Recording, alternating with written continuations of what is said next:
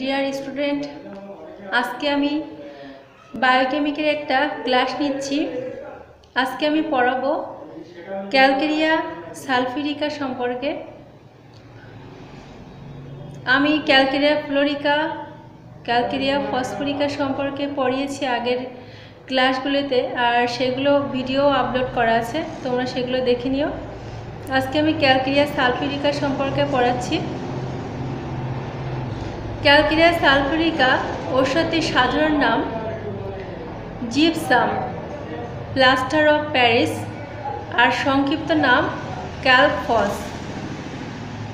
তো এই লবণটিও ডাক্তার সুচিলারের আবিষ্কৃত একটি খুবই গুরুত্বপূর্ণ লবণ। এই লবণটি সম্পর্কে ডাক্তার বঞ্জ বলেন, এই লবণটি যকৃৎ থেকে নিঃসৃত পিত্তের মধ্যেই দেখা যায়, অর্থাৎ আমাদের পিত্তের মধ্যে এই লবণটি দেখা যায়। এই লবণটির যে মূল কাজ সেটি হলো, যদি কোনো কারণবশত আমাদের দেহের টিস্যু ক্ষতিগ্রস্ত হয়ে যায় আর সেখানে যদি পুঁজ উৎপন্ন হওয়ার সম্ভাবনা থাকে বা পুঁজ উৎপন্ন হয়ে যায়, তাহলে পুঁজ শোকাতে এই ঔষধটি খুবই কার্যকরী ভূমিকা পালন করে। অর্থাৎ যখন কোনো স্থানে ধরুন কোনো স্থানে একটা ফুসকুড়ি হওয়ার পরে সেখানে দেখা গেল লাল হয়ে গেল, সেখানে ফুললো, সেখানে জ্বালা করলো, তারপর পুঁজ উৎপন্ন হলো। এই যে তৃতীয় স্তর, অর্থাৎ এক জায়গায় প্রথমে একটা ফুসকুড়ি হওয়ার পরে তারপরে কিন্তু সেখানে লাল হওয়া, জ্বালা করা, ফুলে যাওয়া এইগুলো হয়। তারপরে দেখা যায় যে সেখানে পুঁজ উৎপন্ন হয়, অর্থাৎ প্রদাহের যে তৃতীয় অবস্থা পুঁজ উৎপন্ন হওয়া, সেই সময় কিন্তু এই ঔষধটি খুবই কার্যকরী ভূমিকা পালন করে। এই ঔষধটি ব্যবহার করলে কিন্তু যদি পুঁজ হওয়ার সম্ভাবনা থাকে সেটাও রোধ হয়ে যায়, আর যদি কারোর পুঁজ উৎপন্ন হয় তাহলে পুঁজ শুকাতেও কিন্তু এই ক্যালকেরিয়া সালফিউরিকা খুবই গুরুত্বপূর্ণ ভূমিকা পালন করে। তো আমি প্রথমে এই ক্যালকেরিয়া সালফিউরিকার কয়েকটি পরিচয়ক লক্ষণ সম্পর্কে বলছি। মানসিক অবস্থার পরিবর্তনশীলতা, স্মৃতিশক্তি হ্রাস, অর্থাৎ যদি কারোর মানসিক অবস্থার পরিবর্তনশীলতা দেখা যায়, অর্থাৎ একবার সে এটা করছে, একবার ওটা করছে, একটা কাজ করতে করতে দেখা গেল যে সে অন্য একটা কাজ করছে, তারপর তার যদি স্মৃতিশক্তি হ্রাস হয় অর্থাৎ কমে যায়, তাহলে কিন্তু এই ঔষধটি খুবই কার্যকরী ভূমিকা পালন করে।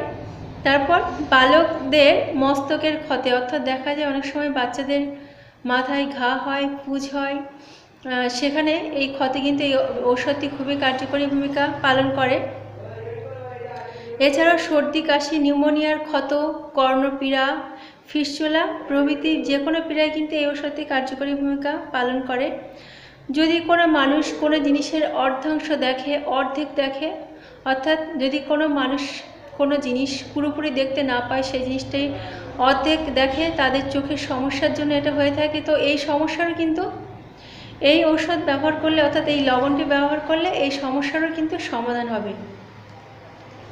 তারপর যদি কারো ঋতুস্রাব অতিশয় বিলম্ব হয় আর সেটি যদি দীর্ঘস্থায়ী হয়, তাহলে এই ক্ষেত্রে এই ঔষধটি কার্যকরী ভূমিকা পালন করে। এবার আমি এই ঔষধটি বিশেষ রোগে ব্যবহার করা হয় সে সম্পর্কে আমি আলোচনা করছি। প্রথমে আমি মন সম্পর্কে আলোচনা করছি। মন অর্থাৎ যদি কারো স্মরণশক্তি হ্রাস হয়, তার পরিবর্তনশীল মন হয়, তার মন যদি স্থির না থাকে, যাহাদের মতলবের কোনো ঠিক নয়, এক কথায় তাদের পক্ষে ঔষধটি কিন্তু খুবই দরকার হয়ে পড়ে। তারপর যদি কারো হঠাৎ করে স্মরণশক্তি ও জ্ঞানের হ্রাস দেখা যায়, তাহলে কিন্তু এই ঔষধটি কার্যকরী ভূমিকা পালন করে। এবার আমি মস্তক আর মস্তিষ্ক সম্পর্কে সংক্ষেপে আলোচনা করছি।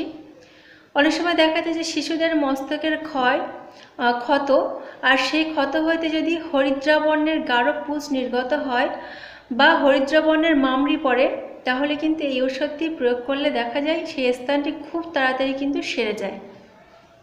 তারপর যদি কারোর মস্তিষ্কে এমন অনুভব হয় যে কেউ যেন তার মাথায় পেরেক ফুটে দিচ্ছে, এরূপ অনুভূতি তার যদি হয়, তার যদি ঘুমের মধ্যে যদি সে ভীতিদায়ক মূর্তি সকল দেখে, অর্থাৎ অনেকে বিভিন্ন রকমের মূর্তি যেগুলো দেখে সে ভয় পায়, এগুলো যদি স্বপ্নের মধ্যে সে দেখে, তারপর যদি কারো ঠান্ডা লেগে মাথা যন্ত্রণা করে আর সেই মাথা যন্ত্রণা যদি ঠান্ডা বাতাসে উপশম হয় তাহলে কিন্তু এই ঔষধে সেটা সেরে যায়।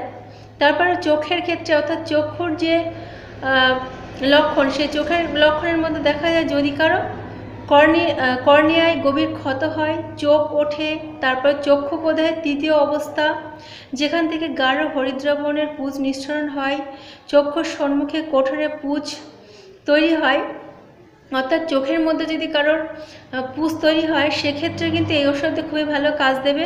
তারপর কর্ণ অর্থাৎ কানের ক্ষেত্রে যদি দেখা যায় যে কারোর কান থেকে গাঢ় হরিদ্রাবণের পুঁজ নিঃসরণ হচ্ছে, অনেক সময় তোমরা দেখতে পাবে যে অনেক ছোট ছোট বাচ্চাদের কান থেকে কিন্তু পুঁজ নিঃসরণ হয়, প্রায় দেখা যায় যে পুঁজ নিঃসৃত হতে হতে দেখা যায় তাদের কানটি পুঁজের দ্বারাই বন্ধ হয়ে যাচ্ছে। অর্থাৎ এই ঔষধটি যদি পুঁজের ক্ষেত্রে ব্যবহার করা হয় তাহলে কিন্তু দেখা যায় যে তাদের পুঁজ আস্তে আস্তে সেরে যায়। আর যদি কারো কানের চারিদিকে চুলকানি হয়, কান চাটা হয়, কানে ক্ষত হয়, তাহলে কিন্তু এই ঔষধটি ব্যবহার করলে এই সমস্যার সমাধান হয়ে যাবে। তারপর নাকের ক্ষেত্রে অর্থাৎ নাসিকা, এই ক্ষেত্রে দেখা যায় যে যদি কারো সর্দি স্রাব হয়, সর্দি লাগার পরে যদি দেখা যায় যে তাদের সর্দির তৃতীয় অবস্থা, যে কথাটি আমি আগে বলেছিলাম যে তৃতীয় অবস্থা, যেখানে সর্দিটা হরিদ্রাবর্ণের গাঢ় পুঁজের ন্যায় সর্দি হয়, দেখা যায় যে খুব বেশি সর্দি বার হচ্ছে, হরিদ্রাবর্ণের গাঢ় পুঁজ বার হচ্ছে, সেখানে যদি এই ওষুধটি প্রয়োগ করা হয় দেখা যায় যে তাদের সর্দিটি আস্তে আস্তে, যেহেতু সর্দিটা তো আমাদের টিস্যু থেকে, অর্থাৎ আমাদের তো দেহের সেল, সে সেলগুলি তো মিশ্রিত হয়ে যায়, সেটা সর্দির আকারে বার হয়ে যায়, সেখানে ক্ষত হয়, দেখা যায় যে ওই জায়গাটি কিন্তু সহজে দ্রুত সেরে যায় জায়গাটি, আর এই পুঁজ নিঃসরণ হওয়া কিন্তু বন্ধ হয়ে যায়। তারপর মুখমণ্ডল, তো মুখমণ্ডলে যদি কারোর ব্রণ হয়, দেখা যায় অনেক ছেলে মেয়েদের, বিশেষ করে যাদের বয়ঃসন্ধিকাল আসে তাদের বয়ঃসন্ধিকালে অনেক সময় ব্রণ হয় মুখে, আর সেটা হলো বয়ব্রণ। অনেক সময় দেখা যায় যে তাদের দাড়িতে কোমল রক্ত মিশ্রিত পুঁজযুক্ত ব্রণ হয়, সেক্ষেত্রেও কিন্তু এই ওষুধে ব্যবহার করলে তাদের ব্রণটা খুব তাড়াতাড়ি সেরে যায়, আর তাদের যে পুঁজ উৎপন্ন হয় সে পুঁজ কিন্তু তাড়াতাড়ি শুকিয়ে জায়গাটি পরিষ্কার হয়ে যায়। তারপর দাঁত, যদি কারোর দাঁতের দন্তশূল বেদনা হয় আর তাদের দাঁতের গোড়ায় ক্ষত হয়, আর দাঁতের গোড়ায় ক্ষত হওয়ার জন্য যদি সেখান থেকে দাঁত মাজার সময় যদি রক্ত বার হয়, অনেকের ক্ষেত্রে দেখবেন যে তারা বলে যে তাদের দাঁত মাজতে গেলে রক্ত বার হয়, দেখা গেল যে এই ঔষধটি যদি ব্যবহার করা হয় তাহলে কিন্তু তাদের রক্ত পড়া বন্ধ হয়ে যাবে। আর সেক্ষেত্রে সাধারণত 30x শক্তি, অর্থাৎ 30x শক্তির ওষুধ কিন্তু ব্যবহার করতে হবে, তাহলে দেখা যাবে যে তাদের সেখান থেকে পুঁজ রক্ত হওয়ার যে প্রবণতা, পুঁজ রক্ত পড়া, সেটা আস্তে আস্তে বন্ধ হয়ে যাবে। তারপর মল, উদর ও মল, অনেকে দেখা যায় যে গুড়চুদার দিয়ে পুজোর নেয়, পিচ্ছিল পদার্থ বা রক্ত মিশ্রিত পুঁজ বার হয়, অনেকের পায়খানা করতে গিয়ে দেখা যায় যে পুঁজের মতো সেখান থেকে রক্ত মিশ্রিত পুঁজ নির্গত হয়। অনেক ক্ষেত্রে দেখা যায় ভগ্নন্দর রোগে গুড়চুদারের যন্ত্রবিহীন স্পটে, অনেক সময় অনেকের ভগ্নন্দর, অর্থাৎ যেটাকে আমরা বলি পায়েসের যে পরবর্তী অবস্থা ভগ্নদর, অর্থাৎ সেখানে গর্ত নালি খাওয়া বলা হয় অনেক সময়, সেটা কিন্তু এই ক্ষেত্রেও কিন্তু খুবই কাজ করে। অনেক সময় দেখা যায় যে কারোর গুড়চুদারে যদি চুলকানি থাকে, গুড়চুদার যদি ভিজা ভিজা থাকে, আর সেখানে এই ভিজা ভিজা হওয়া, সেখানে চুলকানি হওয়া কিংবা পুঁজ হওয়া কিংবা রক্ত মিশ্রিত পুঁজ হওয়া, সেই সমস্যারও কিন্তু সমাধান হয়ে যাবে এই ঔষধটি ব্যবহার করলে। তারপর পুরুষের যে পুং জননেন্দ্রিয়ের যে সমস্যাটি দেখা যায়, যে অনেক সময় দেখা যায় যে তাদের অনেক পুরুষের দেখা যায় যে তাদের প্রমেহ রোগ হয়, তারপরে কারোর ক্ষেত্রে দেখা যায় গ্রন্থির ক্ষত হয়, অনেকের ক্ষেত্রে দেখা যায় প্রোস্টেট গ্রন্থির স্ফোটক হয়, তারপর অনেকের ক্ষেত্রে দেখা যায় শুক্রমেহ পীড়াসহ তাদের ধ্বজভঙ্গ হয়ে যায়। এইসব অবস্থায় কিন্তু এই ওষুধটি কার্যকরী ভূমিকা পালন করে। আর স্ত্রী জননেন্দ্রিয়ের ক্ষেত্রে দেখা যায় যে যদি কারোর শ্বেতস্রাব হয়, আর সেই শ্বেতস্রাবটা যদি গাঢ় হয়, হরিদ্রা বর্ণের হয়, পিচ্ছিল পুঁজ বা রক্তাক্ত পুঁজের মতো নিঃসৃত হয়, আর তার সঙ্গে সঙ্গে যদি তাদের ঋতু বিলম্বিত হয়, আর সে ঋতু যদি বহুদিন স্থায়ী থাকে, আর সে সময় যদি রোগিণীর মাথা যন্ত্রণা করে, তার হাত পায়ে স্পন্দন হয়, তার মধ্যে অতিশয় দুর্বলতা দেখা যায়, তাহলে এই ঔষধটি কাজ করবে। এছাড়াও যদি ঋতুর পর তাদের জরায়ুতে চুলকানি হয়, তাদের জেনিওসটা যদি স্ফীত হয়, দৃষ্টি জরায়ুতে যদি ক্ষত হয় ইত্যাদি ক্ষেত্রে কিন্তু এই ওষুধটি কার্য করবে। এমনকি স্তনগ্রন্থিতে যদি পুজ উৎপত্তি হয় তাহলে কিন্তু এই ওষুধ এই পুজ নিবারণ করে দেবে, আর জায়গাটি আস্তে আস্তে শুষ্ক হয়ে যাবে আর পরিষ্কার হয়ে যাবে আর ক্ষত নিরাময় হবে।